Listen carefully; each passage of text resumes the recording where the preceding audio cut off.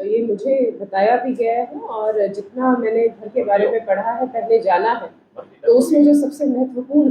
जो चैलेंज रहेगा वो नशे का ही रहेगा। इसमें दो तरह से मैं एक तो मतलब अप्रोच करना चाहूँगी। पहले तो जो नशे के तस्कर हैं, सप्लायर्स हैं, जो डीलर्स हैं, उनके ऊपर चहुमुखी रूप से उनके ऊपर कार्रवाई, वो कार्रवाई ड्रग्स के साथ उनकी गिरफ्तारी, उनके ऊपर केसेस दर्ज करना, उनकी संपत्ति के विरुद्ध कार्रवाई करना एनडीपीएस एक्ट में। उसके अलावा जो एक तरह से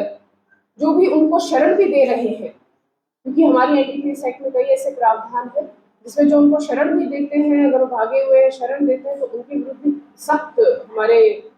प्रावधान है, तो उनको भी यूज किया जाएगा ताकि सिर्फ और सिर्फ सप्लायर्स ही नहीं, जो उनके साथी भी हैं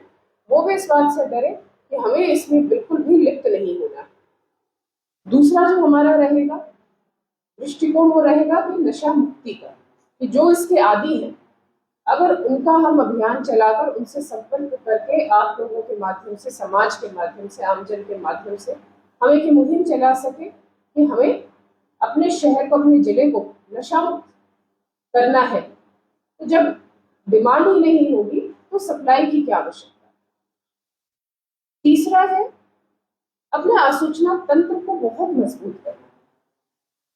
देखिए, मैं अधिकारी हूँ, लेकिन जैसे मैं देखती हूँ, मैं महिला भी हूँ, मैं देखती हूँ कि सब जगह पे महिलाएं जो है उनको सब पता होता है,